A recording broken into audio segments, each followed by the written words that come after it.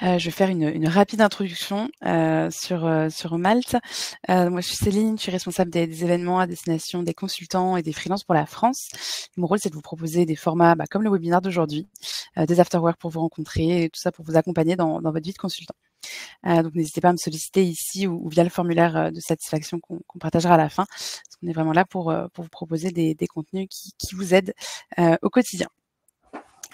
Donc vous connaissez pour la plupart Malte, donc je vais être assez rapide. Donc c'est une plateforme qui met en relation les entreprises et les freelances et consultants pour leur mission. Et notre objectif, c'est de vous proposer justement des projets sur vos métiers, mais c'est aussi d'animer la communauté à travers différentes ressources. C'est évidemment l'objet de ce qu'on fait aujourd'hui. Donc on propose des événements pour le partage d'informations. On a aussi une mine d'informations qui est le Resource Center que je vous enverrai dans le chat. Et enfin, on a un réseau de partenaires pour vous aider dans votre quotidien. Et c'est tout l'objet de ce qu'on fait aujourd'hui avec Robin et Keobiz. C'est la dernière slide, parce que Keobiz est un cabinet d'expertise comptable qui va pouvoir justement vous conseiller sur ces sujets de fiscalité, qui est un vaste sujet de fin d'année. Donc voilà, n'hésitez pas à utiliser cette heure pour prendre de l'information, mais aussi poser vos questions. Vous verrez que Robin fera beaucoup d'interactions, donc il vous sollicitera pour avoir vos retours. Voilà pour ma partie. Moi, je reste en backstage. Si jamais vous avez des questions sur Malte, je serais ravie d'y répondre. Je te laisse la main, Robin, du coup, pour la suite. Super, merci beaucoup Céline pour De rien. l'introduction. Je vais charger la présentation qu'on vous a préparée aujourd'hui. On est ravis de pouvoir participer à ce deuxième webinaire. On avait fait un premier au mois de septembre avec Malte pour la communauté. Aujourd'hui, on va se concentrer donc sur vous en tant que consultant, manager de transition. Vous avez des besoins très spécifiques et donc on a la possibilité aujourd'hui de prendre la parole sur des conseils qu'on souhaitait vous donner pour optimiser la fiscalité. La fin d'année approche. Avant la clôture de votre exercice fiscal pour ceux qui sont au 31 décembre. Mais c'est des conseils qui vont pouvoir servir à tout le monde sur le reste. L'objectif, c'est de vous donner des conseils qui vont vous permettre d'optimiser votre fiscalité. Donc, on a rassemblé 6 conseils qu'on va balayer ensemble aujourd'hui. Moi, je vais me présenter rapidement. Donc, je suis Robin, je suis le directeur des partenariats stratégiques du groupe Keobiz. Keobiz, on est un cabinet d'expertise comptable national. On intervient partout en France, sur tout le territoire, avec un positionnement hybride, c'est-à-dire qu'on vous accompagne à la fois avec de la technologie pour vous faire gagner du temps et à la fois avec de l'accompagnement humain pour répondre à toutes vos questions techniques. Et donc, on aime bien prendre la parole comme ça pour pouvoir vous montrer un petit peu le type de conseils qu'on donne, vous donner envie, si vous souhaitez nous rejoindre, de le faire dans des conditions privilégiées aussi. On verra ça à la toute fin. On vous a réservé un petit cadeau avec les équipes de Malte. Et donc, aujourd'hui, moi, je vais vous dérouler ces 6 conseils-là. Donc, on va d'abord parler de votre rémunération. C'est pour ça que c'était important pour moi de savoir quelle était votre structure juridique pour pouvoir axer des conseils sur tel ou tel domaine. J'ai vu dans le sondage que c'était assez réparti.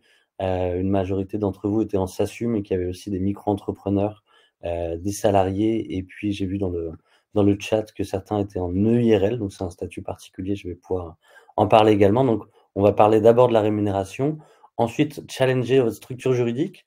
On verra dans cette partie que la structure juridique dans laquelle vous êtes aujourd'hui est peut-être la bonne, mais il est aussi intéressant de la challenger. Et il faut savoir que c'est tout à fait possible de basculer d'un statut à un autre. On peut passer de micro-entreprise vers une société, on peut passer d'une SASU vers une URL et autres. Dans l'autre sens, c'est possible aussi. On verra quels sont les avantages, combien ça coûte. Ensuite, on va balayer les frais déductibles de votre société. J'imagine qu'un bon nombre d'entre vous ont pu déjà mettre en place des frais déductibles, mais c'est l'occasion aussi de rappeler des règles et puis d'aller plus loin pour voir si vous avez bien pris en compte tout ce qui était possible de faire. L'objectif, c'est, tout en étant sécurisé, c'est-à-dire sans se mettre en danger vis-à-vis de l'administration fiscale, de voir quelles sont les règles qu'on peut utiliser en votre faveur. Ensuite, en numéro 4, on regardera justement un peu plus quels sont les outils d'optimisation fiscale. Vous avez, en tant que consultant et manager, des choix qui vont être à prendre sur le reste de votre activité. Quelles sont les options que vous allez pouvoir prendre pour optimiser votre fiscalité? On abordera en conseil numéro 5, les stratégies de réinvestissement de vos bénéfices.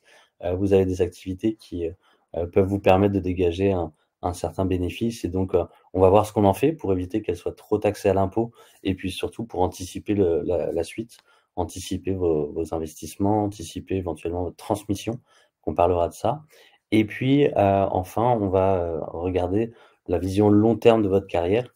Là, bien entendu, c'est la fin d'année, c'est l'occasion de prendre des grandes décisions, mais on va voir que c'est des décisions qui sont impactantes pour, les prochaines années aussi. Donc, on vous donnera quelques informations sur comment, anticiper tout ça. Bien entendu, on gardera un peu de temps à la fin pour des questions et puis je vous présenterai l'offre spéciale. Je vous parlerai un petit peu plus de Keobiz si vous souhaitez nous rejoindre. On a voulu ce live-là comme étant un live interactif. Donc, comme le soulignait Céline, moi, je vais laisser du temps sur chaque conseil pour qu'on puisse en discuter, que vous me posiez des questions. L'onglet questions et l'onglet chat sont vraiment faits pour ça. L'objectif, c'est que vous puissiez repartir de ce live avec des informations, des conseils à mettre en place, des choses qui soient actionnables. Bien entendu, on sera à votre disposition si vous souhaitez pour aller un petit peu plus loin. On a mis en place un petit module de prise de rendez-vous que je vous mets déjà dans le chat si vous souhaitez l'utiliser, si vous voyez qu'il y a des questions qui sont importantes pour vous. Vous avez juste à cliquer, vous prenez rendez-vous et à ce moment-là, vous avez un rendez-vous de conseil gratuit qui vous sera proposé par nos équipes. Alors, je vous propose d'entrer tout de suite dans le vif du sujet. Très important, on va déjà parler de votre rémunération. Alors, j'ai vu que pas mal d'entre vous étaient en SASU, d'autres en EURL et en micro-entreprise. Donc, quand vous êtes en micro-entreprise, la manière dont vous vous rémunérez, en fait, c'est très simple, c'est que le chiffre d'affaires que vous allez capter, vous allez pouvoir payer vos frais à l'État, et puis le reste, en fait, c'est du revenu qui va être directement utilisable. Donc, il va être imposé à l'impôt sur le revenu si vous n'avez pas fait le choix du versement libératoire, mais sinon c'est du revenu qui est immédiatement disponible. Donc pour la micro-entreprise, le fait d'optimiser la rémunération, ça va être de pouvoir augmenter, développer votre chiffre d'affaires. Bien entendu, va se poser la question de combien est-ce que vous êtes taxé en micro-entreprise? Est-ce que vous avez toujours le droit, par exemple, à l'ARS si jamais vous étiez en accompagnement Pôle emploi, ou est-ce que vous êtes taxé plutôt à 22-23 %? Donc ça, c'est très important déjà par rapport à la structure juridique. Ensuite, quand vous êtes en société, je rappelle les grandes règles, hein, quand vous êtes en EURL, SARL, vous allez plutôt privilégier la prise de rémunération puisque c'est là où ça va être le moins taxé. Vous serez à 45 % de charges sociales à peu près versus 82-85 en SASU. Donc vous savez, probablement que déjà la structure juridique qui permet de se rémunérer en cours d'année, ça va être plutôt l'EURL, la SARL, la gérance majoritaire versus la SASU où là, la stratégie, ce sera plutôt de se verser le minimum, voire pas de salaire, puisque vous avez la possibilité de ne pas vous verser de salaire, et plutôt d'attendre la fin de l'année. Maintenant qu'on a dit ça, si on regarde un petit peu plus dans le détail, en fait, il va falloir considérer plusieurs facteurs. Premier facteur à considérer, si vous êtes en SASU, SAS, ça va être le fait de pouvoir valider vos trimestres de cotisation pour la retraite. Donc pour ça, il y a un minimum de cotisation, un minimum de rémunération à prendre qui va être d'environ 700 € par mois et donc ça, c'est déjà si votre stratégie parce que auparavant, vous étiez salarié, vous avez déjà validé un certain nombre de trimestres, l'objectif, c'est de compléter votre carrière, de pas avoir de trous et donc premier élément, ça va être de pouvoir prendre une rémunération minimum tous les mois, qui va vous permettre de valider ces trimestres. Deuxième considération, ça va être quel est votre barème d'IRPP? Combien de parts fiscales est-ce que vous avez dans votre foyer et est-ce que votre conjoint ou votre conjointe, a à peu près la même rémunération que vous ou pas? Ça va vous permettre de savoir est-ce que dans la prise de dividende, il va mieux valoir, prendre la flat tax, je vais la détailler dans un instant, ou alors, plutôt avoir un IRPP, donc l'IRPP, c'est l'impôt sur le revenu, avec un barème progressif. Parce que vous savez que l'IRPP, vous allez avoir plusieurs tranches, qui vont vous permettre de pas payer d'impôts jusqu'à une certaine somme, et ensuite d'avoir un impôt progressif. Donc si, c'est plus intéressant pour vous, tout ça, on va pouvoir en faire une simulation. Donc, je rappelle pour ceux qui ne le savent pas ou ceux qui ont créé récemment leur entreprise, qu'est-ce que c'est la flat tax? En fait, à la fin de votre exercice fiscal, donc là, par exemple, pour ceux qui vont clôturer au 31 décembre, vous allez avoir un résultat. Donc, ça va être, on va faire la soustraction entre votre chiffre d'affaires et toutes les charges d'exploitation. Vous allez obtenir un résultat. Ce résultat-là, vous allez pouvoir choisir d'en prendre tout ou partie en tant que dividende et donc ces dividendes, vous allez, soit les imposer en flat tax, soit à l'impôt sur le revenu. Alors la flat tax, qu'est-ce que c'est? C'est, 30 dans lesquels vont déjà être pris en compte 12,8 d'impôt sur le revenu et le reste, c'est des cotisations sociales. D'accord? Donc, ça, c'est important déjà de pouvoir faire une simulation par rapport à votre taux d'imposition moyen, celui en l'occurrence de votre foyer fiscal, si jamais vous êtes marié, pacsé et ou que vous avez des enfants. Il va falloir que vous puissiez savoir quel est votre taux d'imposition nominal et le comparer à 12,8. Est-ce que c'est plus? Est-ce que c'est moins? Ensuite, sur la rémunération, ça va dépendre, effectivement de votre structure juridique, comme je l'ai dit. Donc, ce qu'il va falloir voir, c'est aussi, est-ce que vous avez plutôt une logique, qui est de rémunération immédiate? Ou est-ce que vous allez plutôt avoir une logique patrimoniale, de cotisation? Puisque, bien entendu, quand vous prenez de la rémunération en SASU, c'est plus coûteux, ça va être 82 de charges versus 45, mais c'est aussi des choses qui vont vous permettre de davantage cotiser pour la retraite.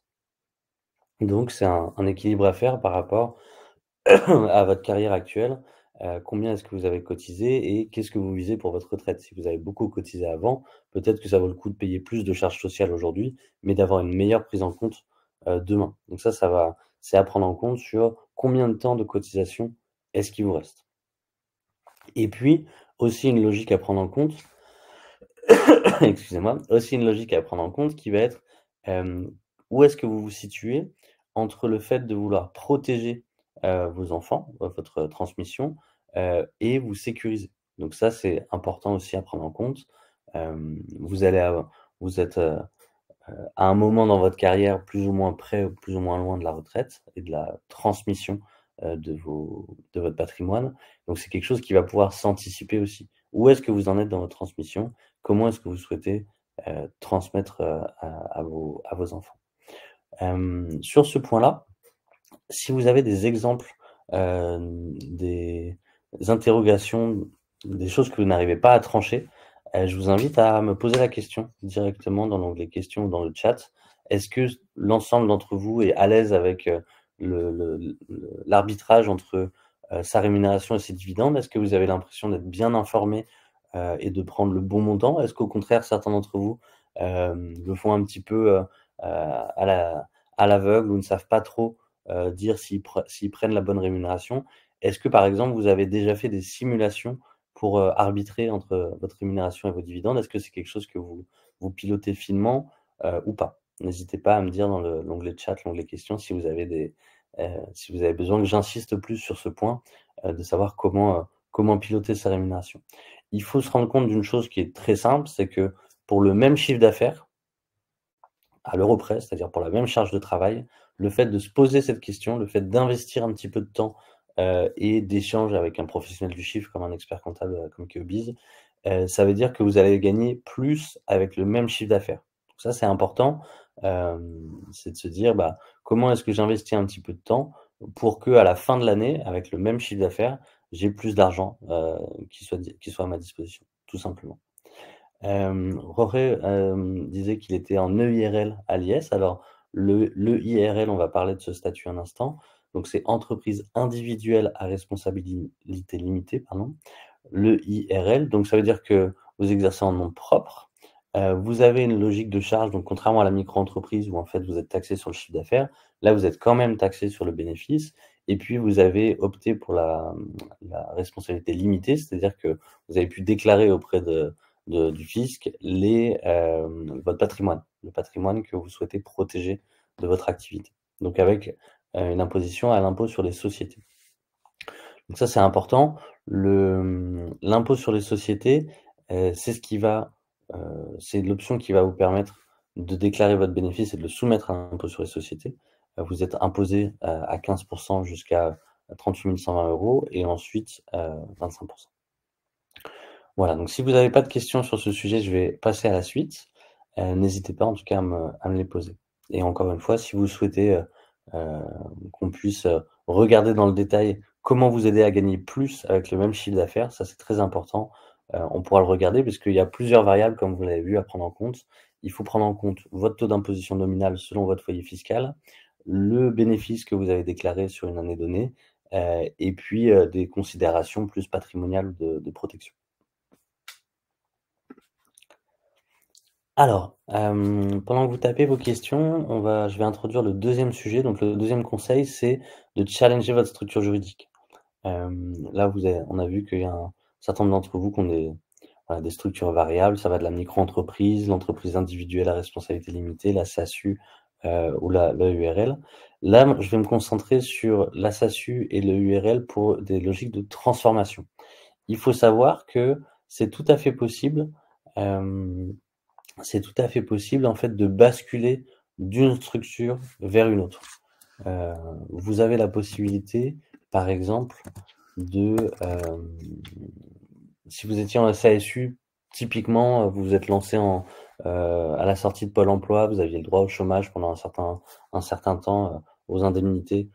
Vous avez eu raison de vous créer en SASU, mais peut-être que votre indemnité a pris fin et là, vous vous retrouvez dans une structure dans laquelle il est très coûteux de se verser de l'argent, en cours d'année et donc vous pouvez, par la suite avoir besoin de basculer, notamment pour faire réduire les charges sociales. Donc ça, c'est tout à fait possible. On a la possibilité de basculer, d'une SASU vers une SARL. On voit dans les plus là que vous allez abaisser vos charges sociales, en fait, passer de 82 à 45 et donc les raisons qui vont vous pousser à faire ce choix sont les suivantes. D'une part, vous allez pouvoir en fait avoir enfin, ça doit pas vous inquiéter, vous allez avoir le même régime fiscal. C'est-à-dire que la TVA et l'impôt sur les sociétés restent le même que vous soyez en SASU, SARL. Ça, c'est exactement le même fonctionnement. Là où ça va différer un petit peu, c'est que vous allez avoir une gestion un tout petit peu différente, mais ça, votre expert comptable sera en mesure de vous le transmettre, vous inquiétez pas. Ce qui va changer, c'est qu'en fait, quand vous étiez en SASU, vous étiez assimilé salarié, vous étiez au régime général. En SARL, vous allez passer sur le statut de TNS, travailleur non salarié. Donc effectivement, il y a des cotisations qui sont moindres. En revanche, vous aurez des cotisations et une protection sociale qui va diminuer également. Donc ça, c'est à prendre en compte dans votre choix. J'en parlais tout à l'heure, c'est l'arbitrage entre le revenu immédiat et la sécurisation. Comment est-ce que ça se passe? En fait, vous allez décider qui va devenir, l'associé unique. Il va falloir faire intervenir un commissaire aux comptes pour faire l'arrêté des comptes de votre SASU et ensuite faire la bascule vers la SARL. Et puis, il y a une démarche qui va consister à rédiger, des nouveaux statuts, des actes, les déposer au niveau du RCS et puis transmettre les formalités. Donc ça a un certain coût. Il faut prendre en compte à peu près 1 200 € de transformation. Mais si en fait votre stratégie, c'est de vous rémunérer en cours d'année, ce coût à la transformation, vous allez pouvoir l'amortir au bout de quelques mois et vous vous retrouvez dans une situation où vous payerez moins de charges sociales. Donc ça, cette transformation SASU vers SARL, ou quand on inclut aussi la SARL unipersonnelle, cette transformation, elle sera intéressante quand vous voulez passer d'un statut dans lequel vous payez beaucoup de charges sociales, ou alors dans un statut où vous aviez prévu de ne pas vous rémunérer en cours d'année, vers un statut où en fait vous avez besoin de prendre de la rémunération en cours d'année avec le moins de charges sociales possible. Donc on va pouvoir vous aider à faire cette bascule. Est-ce qu'il y en a certains d'entre vous qui sont concernés par, cette bascule-là? Je vais répondre aux autres questions juste après. Et puis, vous avez aussi la possibilité de basculer d'un statut, de SARL vers la SASU. C'est possible de le faire dans l'autre sens également. Donc pourquoi est-ce que vous seriez tenté de faire cette bascule? Les plus, ça va être les avantages fiscaux de la SASU. Vous allez pouvoir changer de régime social, pour devenir justement assimilé salarié, passer au régime général, et vous allez pouvoir, utiliser la flat tax. Donc comment ça se passe? Qu'est-ce qui va motiver cela? Alors, on a observé, dans nos clients, des gens qui souhaitaient passer de SARL vers SASU. C'est des gens qui vont peut-être toucher leur retraite, qui ont besoin d'avoir un statut dans lequel ils prennent pas de rémunération tout au long de l'année et vont plutôt toucher les dividendes. Ça peut être aussi parce que, leur activité, est une activité complémentaire et qu'ils ont des revenus patrimoniaux à côté, donc pas forcément besoin de prendre de la rémunération en cours d'année. L'avantage de la SASU, c'est que quand vous prenez pas de rémunération, il y aura pas de charges à payer. D'accord? Et il faudra également nommer un commissaire aux comptes et cette fois-ci un commissaire à la transformation, qui n'était pas nécessaire auparavant, pour pouvoir mettre à jour les nouveaux statuts. Donc bien entendu, dans ce statut-là, vous allez accéder à des charges sociales supplémentaires, mais vous allez, pouvoir en tout cas faire une bascule tout au long de l'année. Je prends un instant pour répondre aux questions. Bien sûr, on transmettra vous récupérez les slides après la présentation. En fait, vous aurez accès directement au replay, et donc vous aurez accès à l'ensemble de la présentation. Florent nous dit que lui souhaite justement faire cette bascule, probablement courant 2024 de la SASU vers le URL. N'hésitez pas, Florent, à nous dire, ce qui est intéressant pour vous. Est-ce que c'est, justement la baisse des charges sociales? Qu'est-ce qui a motivé votre choix? Et puis si jamais vous avez besoin d'assistance pour ça, on sera ravis de vous aider également. Patricia, vous nous indiquez que vous êtes en profession libérale EI. Très bien. Si vous avez des questions par rapport à ce statut, n'hésitez pas. Ensuite, alors, quand on challenge la structure juridique, c'est important de parler de la structure commerciale qui permet de facturer vos prestations, hein. Ça va être, le vecteur qui permet de récolter votre chiffre d'affaires, de payer les charges d'exploitation et votre rémunération. Mais c'est pas les seules structures juridiques à considérer puisque à partir du moment où, en fait, vous avez dépassé un certain seuil de chiffre d'affaires et que votre chiffre d'affaires permet, largement de couvrir vos dépenses du quotidien, une fois que vous avez suffisamment de rémunération pour, payer toutes les charges du quotidien qui vous reviennent, hein, que ce soit des prêts bancaires, votre loyer, vos fonctionnements de la vie courante, et cetera, et cetera. Si vous avez un excédent, c'est à partir de ce moment-là que vous allez pouvoir vous poser la question de la restructuration. Alors la restructuration, qu'est-ce que c'est? C'est le fait de pouvoir aller créer des nouvelles structures juridiques qui vont vous permettre de mettre en place votre stratégie d'investissement. Donc, on va tout d'abord parler de la holding. La holding, qu'est-ce que c'est? C'est une deuxième structure, donc qui pourrait être une SAS, une SASU, une URL ou une SARL. C'est une structure juridique supplémentaire et l'intérêt de cette structure, ça va être de pouvoir permettre à vos bénéfices de remonter dans cette entreprise. Donc en fait, vous allez avoir l'entreprise commerciale avec laquelle vous facturez vos services et la holding sur laquelle vous allez pouvoir faire remonter, des bénéfices. L'intérêt pour ça, qu'est-ce que c'est? Beh, ça va être de, pouvoir faire votre stratégie d'investissement, de réinvestissement de vos bénéfices en essayant de pas payer d'impôts, tout de suite. C'est-à-dire que si vous faites sortir l'argent de la société, bien sûr, il va être taxé à l'impôt sur les sociétés, à l'impôt sur le revenu. C'est-à-dire qu'entre l'argent que vous aurez fait sortir et l'argent disponible pour vos investissements, vous aurez perdu beaucoup. Là, l'intérêt de créer une holding, c'est qu'en fait, cette holding va permettre de rapatrier une partie des bénéfices de votre structure commerciale et de les réinvestir sans, payer l'impôt. Heu, on va voir qu'il y a des taxes à payer, mais en tout cas, vous n'allez pas payer l'impôt sur les sociétés, ni les cotisations sociales.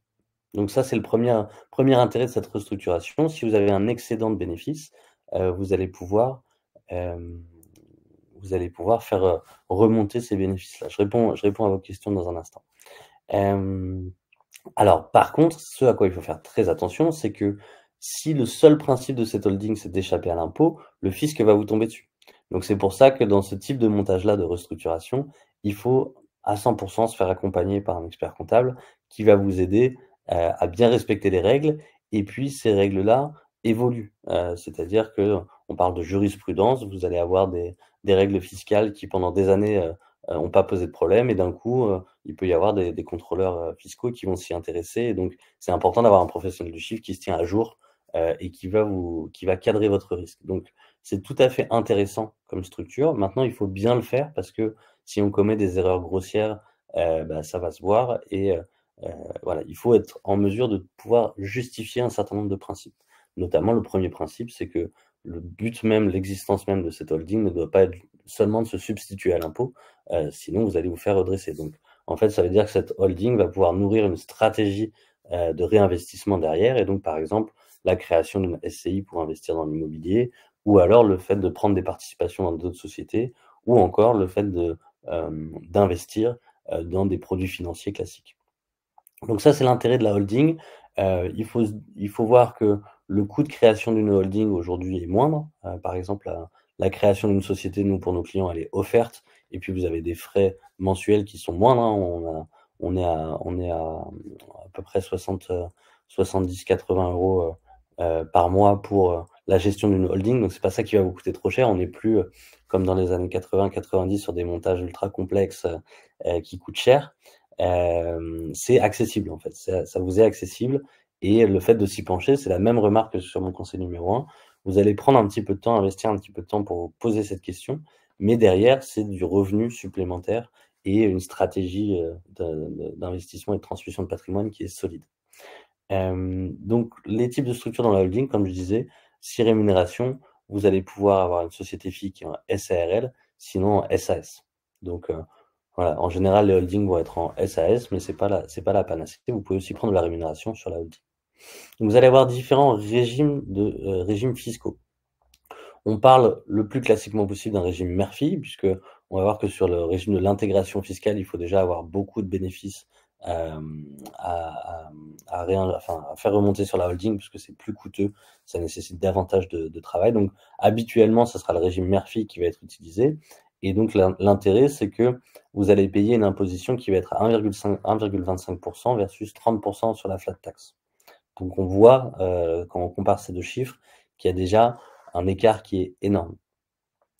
Le principe, c'est quoi? C'est que vous avez des bénéfices, vous allez les faire remonter au niveau de la holding et le cash dont va disposer la holding va pouvoir être réinjecté, par exemple, dans une SCI pour un investissement immobilier. Tout ça en payant seulement 1,25% d'impôt. Donc ça, c'est le premier régime. Murphy, il est assez explicite. L'imposition du cash est réduite également puisque vous payez que 5% dessus et vous allez pouvoir faire remonter les bénéfices. Et puis vous avez le régime de l'intégration fiscale. Donc ça, c'est ce dont on entend parler par les grands groupes qui vont pouvoir en fait piloter combien la holding paye d'impôts sur elle-même et sur toutes ses filiales. Donc en fait, vous allez créer des conventions de trésorerie entre les entités qui vont pouvoir cadrer le fait qu'on va essayer bien sûr d'être sur la tranche d'impôt sur les sociétés la plus basse. Il faut, comme je le disais, un certain volume de chiffre d'affaires, parce qu'il y a pas mal de démarches juridiques à réaliser, et donc ça va être un investissement qui va être un petit peu plus coûteux, qui va vous coûter quelques centaines d'euros en plus par an. Donc forcément, il faut avoir les bénéfices qui sont en face pour les absorber. Et puis enfin, peut-être que vous n'êtes pas seul dans votre activité. J'ai vu que certains d'entre vous étaient en SAS. Vous avez la possibilité aussi de créer une holding à plusieurs, faire ce qu'on appelle une holding de management. Et donc là, pareil, il y a des termes juridiques et des connaissances à savoir pour que tout ça soit bien fait. Faut de la holding, qu'est-ce que c'est? C'est de pouvoir avoir une stratégie solide sur le long terme. Donc, il faut pas faire ça, il faut que vous sachiez exactement dans quelle direction vous allez, donc ça nécessite forcément l'accompagnement d'un professionnel. Ensuite, une fois que vous allez pouvoir réinvestir vos bénéfices, ça sera intéressant aussi de challenger la structure juridique de vos investissements immobiliers. Est-ce que vous allez plutôt aller vers du logement meublé et choisir le statut de LMP ou LMNP? Est-ce que vous allez prendre une SCI? Cette SCI, est-ce qu'elle sera à l'impôt sur les sociétés ou à l'impôt sur le revenu, ou alors est-ce qu'elle sera en direct? Voilà, je vais faire une petite pause un instant pour regarder vos questions et y répondre. Alors Frédéric Lelève nous disait: «En SARL, on paye des charges même si on ne se verse pas de revenus». Alors oui, Frédéric, si vous êtes en SARL avec une gérance majoritaire, donc typiquement c'est le cas d'une URL, vous allez devoir payer des charges minimum même si vous versez pas de revenus.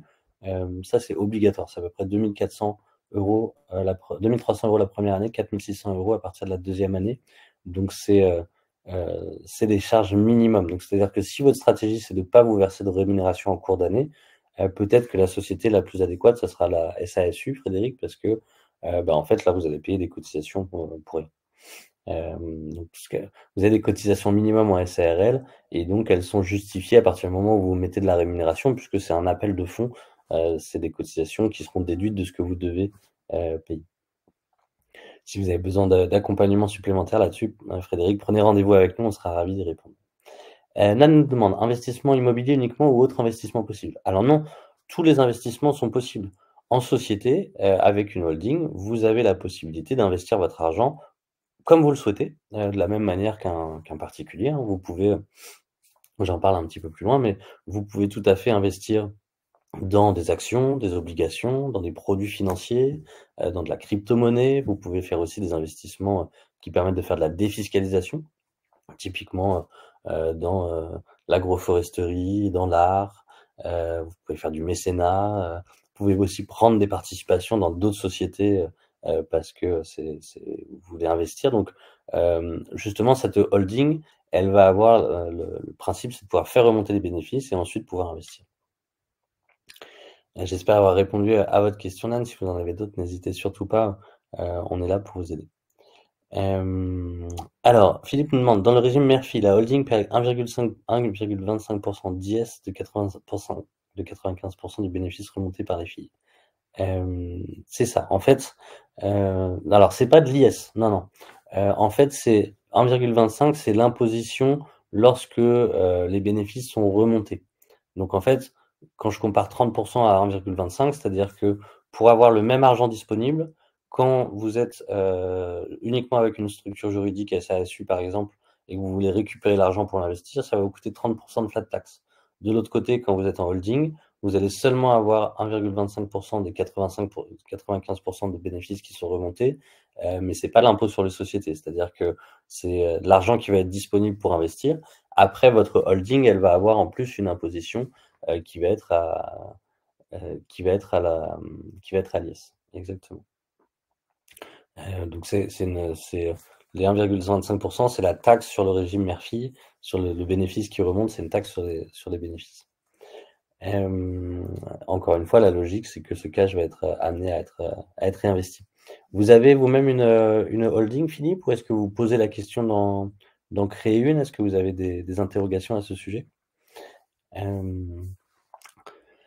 Non, il me demande quelle est la fiscalité quand on a besoin de sortir de l'argent de la holding. Alors en fait, ça va être la fiscalité de la holding, ça va être le même principe que la fiscalité d'une société classique. C'est-à-dire que vous allez pouvoir décider pour votre holding, soit de la créer en SAS, soit de la créer en SARL. Donc la fiscalité pour sortir de l'argent, ça va être les mêmes. Soit vous voulez vous reverser une rémunération avec cette holding, et à ce moment-là, bah, si vous êtes en SAS, vous allez payer des charges sociales dessus. Si vous êtes en SARL, vous allez payer 45% seulement. Sinon, vous allez pouvoir récupérer les dividendes de la holding. En fait, l'intérêt de la holding, ça va être de piloter vos impôts sur les sociétés, si vous êtes à l'IS, et de pouvoir faire des investissements avant qu'ils ne soient taxés. Bien entendu, le principe, c'est que quand vous allez vouloir sortir de l'argent, il va être taxé. Ça, on ne peut pas y échapper. Maintenant, l'idée, c'est de choisir à quel niveau et à quel moment il va être taxé, ce qui vous permet de faire des investissements qui vont être plus rentables.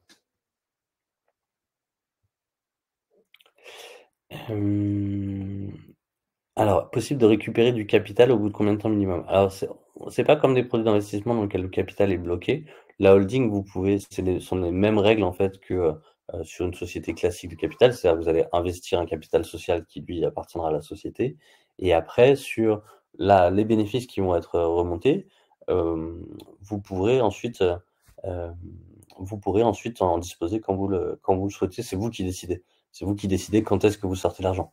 Maintenant, l'intérêt de créer une holding aussi, ça va être de pouvoir être dans une logique de transmission et patrimoniale, on va le voir juste après. Entendu, Philippe, vous n'avez pas encore de holding, mais vous envisagez d'en créer une. Donc vous avez sûrement pas mal de questions à ce sujet. Si vous le souhaitez, prenez, je vous redonne le lien. Si vous souhaitez prendre rendez-vous avec nos équipes, il faut savoir qu'on a des consultations qui sont à 100% gratuites, et donc vous pouvez poser toutes vos questions. Là, je suis obligé forcément de prendre un cas général, mais vous pouvez rentrer un petit peu plus dans le détail. Alors, troisième conseil, auditer les frais déductibles de votre société. Ça, je vais passer assez rapidement sur cette partie parce qu'a priori, vous connaissez, mais encore une fois, posez-moi vos questions si vous en avez. L'objectif, c'est que vous puissiez voir qu'est-ce qui est intéressant pour vous. Alors, mécénat et dons déductibles. Si jamais vous êtes amené à faire des dons et du mécénat, vous avez une réduction de 60% de l'impôt jusqu'à 20 000 € ou 5% du CER. Donc ça, c'est intéressant si certains d'entre vous sont concernés. pensez à le faire passer dans votre société. Les véhicules, hein, peut-être certains d'entre vous sont amenés à utiliser le véhicule pour votre activité professionnelle. Challengez les indemnités kilométriques versus les frais réels. Indemnité kilométrique, qu'est-ce que c'est? C'est un forfait, un barème fixé par l'État en fonction du nombre de kilomètres annuels que vous faites et de la puissance de votre véhicule qui va vous autoriser à déduire fiscalement un certain nombre d'euros de vos charges déductibles. C'est un barème qui est généreux et qui vous permet en fait de déduire de la société plus que ce que ça vous a coûté. Mais c'est à challenger quand même. Frais d'allocation de charges, alors ça, peu de gens le font, mais pourtant c'est intéressant. Si vous avez la société, votre société commerciale qui est immatriculée à votre domicile, sachez que vous avez la possibilité de déduire au prorata de la surface, par exemple d'une pièce qui vous sert de bureau, les charges d'eau, électricité, loyer, taxes d'habitation, assurance. Donc ça, vous pouvez aller jusqu'à maximum 30%, on conseille de pas aller plus loin, de toutes ces charges-là qui seront passées en charge déductible de la société et qui vous seront remboursées en tant que dirigeant. Les repas d'affaires versus les repas habituels, je rappelle la règle pour tout le monde. Un repas d'affaires, c'est déductible à 100%, vous récupérez la TVA dessus. Il faut justifier sur la note qui sont les identités des convives. Vous pouvez garder les cartes de visite, noter le nom de l'entreprise et de la personne sur le ticket de caisse pour que, en cas de contrôle, vous puissiez le justifier. Ça, c'est un repas qui va être complètement déduit parce que c'est une charge classique de vos entreprises. Ce repas-là est différent des repas habituels pour le dirigeant, où là, vous avez un forfait maximum de 20,20 € sur lequel il faut déduire 5,20 € qui est ce que l'administration fiscale considère que ça vous aurait coûté de prendre un repas chez vous. Voilà quelle est la règle fiscale par rapport à ça. Donc, vous avez tout à fait la possibilité de prendre des repas sur vos lieux de consultation, mais avec cette règle fiscale. Un certain nombre d'entre vous pourraient être intéressés également par la formation professionnelle, soit le fait de pouvoir passer des certifications informatiques ou autres, ou même de vous former à telle ou telle méthode. Vous avez des crédits d'impôt qui sont utilisables pour ça. Vous avez aussi la possibilité de gérer des facturations à l'étranger, les cadeaux d'affaires. Donc ça, sur la fin d'année, c'est important. Sur les cadeaux d'affaires, donc vous avez une TVA qui est non déductible au-delà de 75 €. Et il y a un certain formalisme à respecter. Il faut savoir et nommer le client sur la facture et la règle, c'est de faire un cadeau qui est en adéquation avec le CA escompté. Il n'y a pas de règle précise, mais c'est du bon sens. C'est-à-dire que si vous avez un client qui vous rapporte 500 € de chiffre d'affaires et que vous lui faites un cadeau de 300 €, on va considérer que c'est abusif. Voilà, donc ça, c'est la règle à respecter. Et puis, si vous avez des salariés, pensez au PERCO ou au chèque CESU, chèque emploi service universel. Ça, c'est important, c'est de la rémunération supplémentaire que vous allez pouvoir déduire fiscalement. Je passe rapidement sur ces sujets-là parce que peut-être. Ah, mais je vois qu'il y a des questions dessus, donc on va prendre le temps d'y répondre. Alors, je réponds à toutes ces questions. Thibaut qui nous dit, pour les repas habituels, il faut justifier d'être à plus de 30 minutes de chez soi.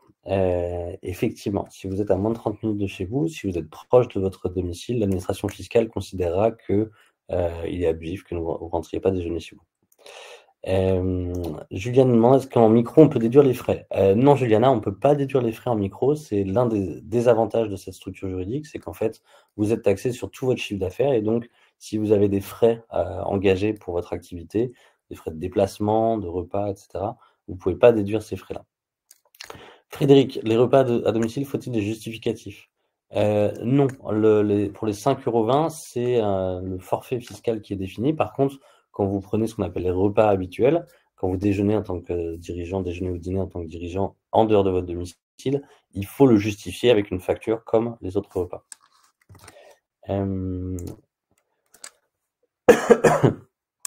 Je vais attendre, je vois que quelqu'un est en train de taper une question.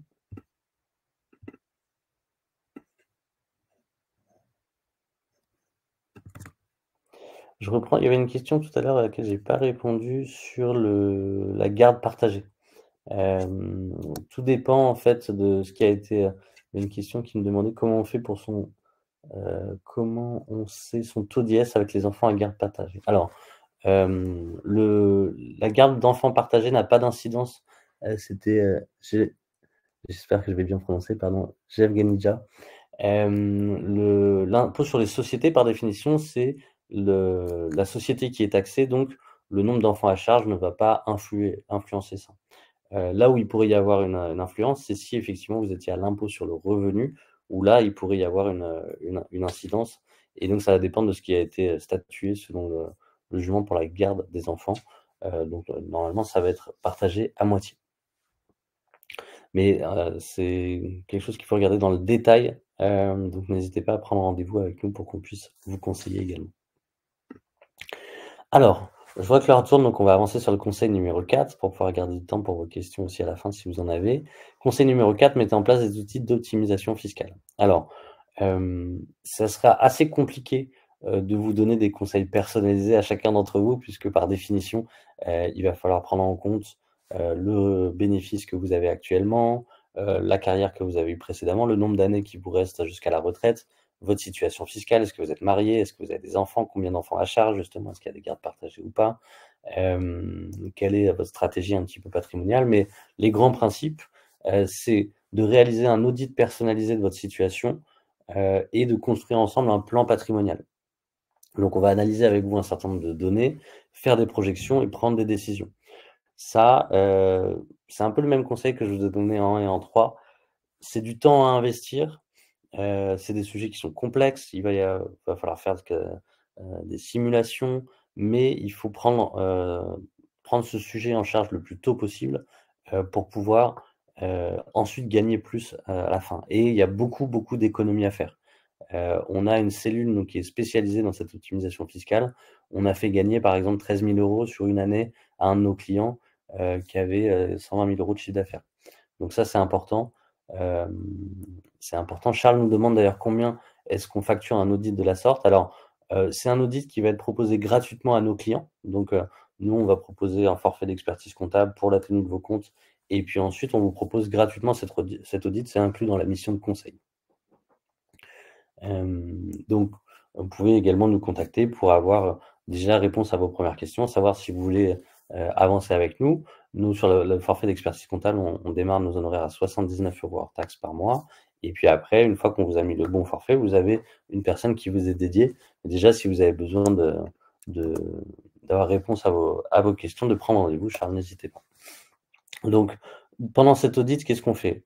On regarde justement quel est le montant de votre épargne disponible. On définit avec vous quel est le profil de risque et le type de produit d'investissement que vous préférez. On vous présente un panel en fait de produits, en vous expliquant un petit peu les risques et c'est vous qui décidez. Et puis ensuite, ces risques, vous n'allez pas les prendre, tout seul. Vous pouvez les prendre aussi, enfin, vous allez protéger votre famille et vos proches d'un certain nombre de risques. Donc, il y a des produits de défiscalisation qui vont également vous permettre, d'anticiper, la maladie, la retraite ou le décès.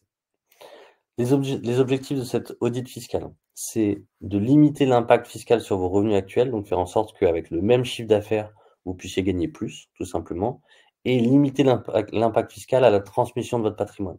Voilà, vous avez peut-être, femme et enfants et vous avez, mari et enfants également et vous avez, l'envie de pouvoir transmettre et protéger votre patrimoine. C'est quelque chose qui s'anticipe.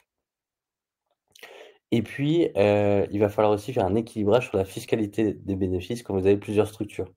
Donc j'en parlais tout à l'heure, en fait, vous savez qu'à l'impôt sur les sociétés, il y a 15 jusqu'à 42 500. Je disais 38 000 tout à l'heure, c'est l'ancien taux, versus 25 d'imposition. Donc on va pouvoir aussi faire des équilibrages pour faire en sorte que sur votre holding et sur votre structure, commerciale, par exemple, on reste sur ces taux à 15. Conseil numéro 5, adopter des stratégies de réinvestissement de vos bénéfices. Donc, les différents moyens d'investir dans l'immobilier. Si vous avez de l'immobilier nu, vous allez plutôt partir sur du foncier classique, c'est-à-dire en nom propre, ou alors sur une SCI à l'IR ou à l'IS. SCI à l'IR, ça va être plus intéressant avec un grand nombre de parts fiscales dans votre foyer, sinon choisissez plutôt l'IS. L'immobilier meublé, donc ça va pouvoir se faire face également en foncier classique, sinon en LMNP, donc avec des avantages fiscaux, et puis également la SCI à l'IR ou à l'IS. Et puis certains d'entre vous ont peut-être ce projet-là. On a des clients à nous qui font de la para-hôtellerie. Typiquement, c'est le fait de pouvoir créer une maison d'hôtes. Vous avez un régime BIC qui est intéressant pour ça. Donc on pourra vous en parler également. Donc, dans les stratégies, toujours se poser la question, est-ce que vous voulez toucher des revenus tout de suite ou est-ce que vous voulez capitaliser pour plus tard? Si l'objectif, c'est de maximiser vos revenus, si vous avez une situation fiscale qui le permet, optez plutôt pour la SCI, l'IR, la LMNP ou le foncier classique. C'est dans ces cas-là où vous toucherez le maximum immédiatement. Si vous voulez plutôt capitaliser et être dans une logique de transmission, allez plutôt à l'IS sur la SCI parce que les revenus sont imposables au moment où les loyers ont été encaissés.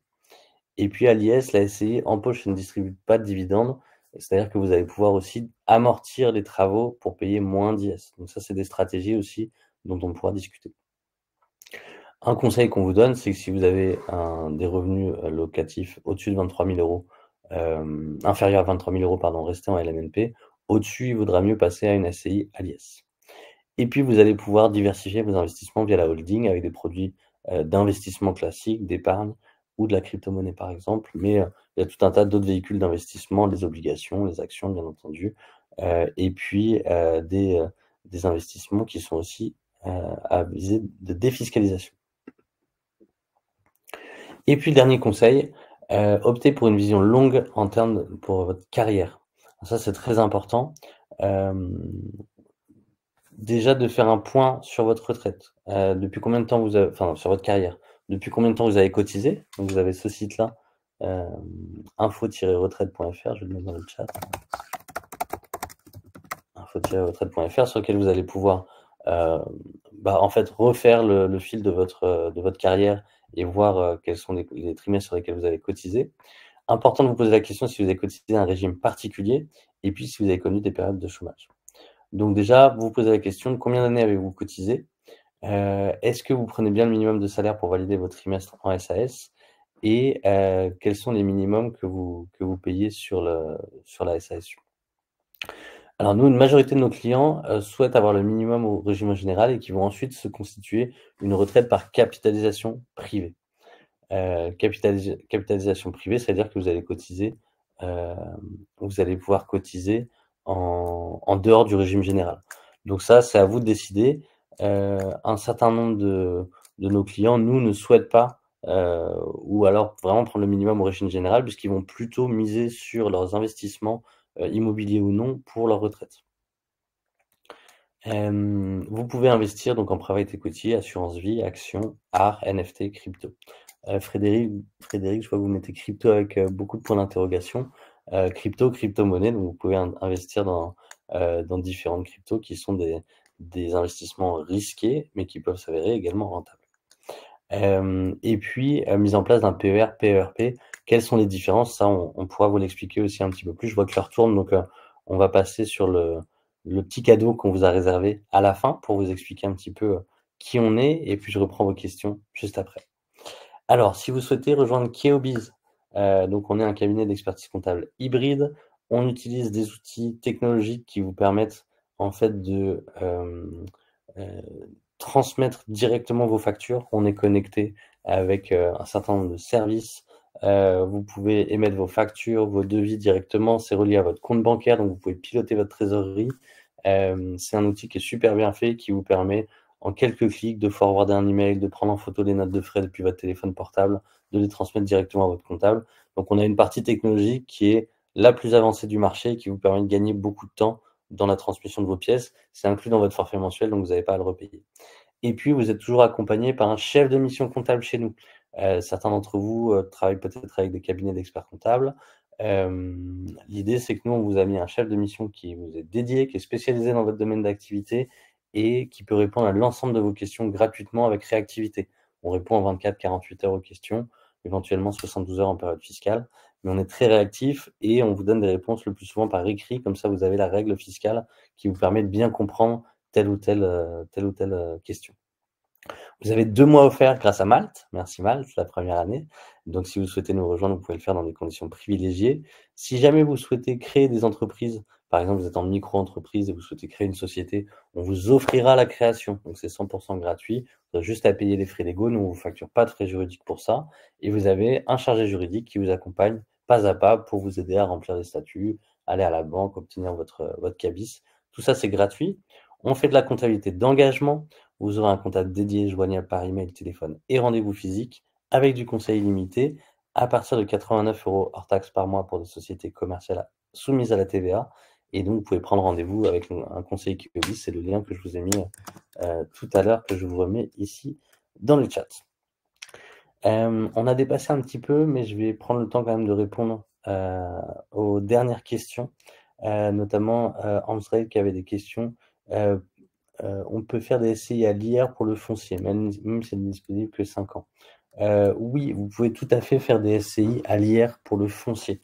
Il y a même un certain avantage. Alors, le régime IR-IS en SCI, il est un petit peu particulier. Parce que vous allez pouvoir basculer de l'un à l'autre, mais seulement sous certaines conditions. Et puis, vous allez voir que dans la SCI à l'IS, il y a certaines choses qui sont déductibles, mais pas toutes. Notamment les mensualités de vos emprunts ne sont pas déductibles, seulement les intérêts de celles-ci. Donc, André, je ne sais pas si vous avez des projets de monter une SCI ou pas, mais en tout cas, c'est quelque chose qui se réfléchit avec une simulation. Donc, on sera ravis de vous aider. Est-ce que certains d'entre vous ont encore des questions? Je serais ravi d'y répondre.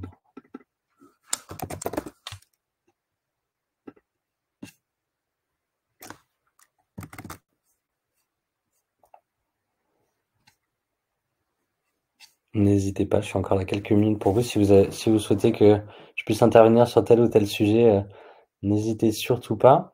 J'espère en tout cas que ces conseils vous auront été utiles pour voir déjà où vous situez, voir comment vous situez par rapport à ces conseils-là. Est-ce que c'est des choses où vous étiez déjà posé la question? Est-ce que il y a des points sur lesquels vous souhaitez aller plus loin? Est-ce que vous êtes intéressé pour soulever le capot et regarder un petit peu plus comment est-ce qu'on pourrait vous aider?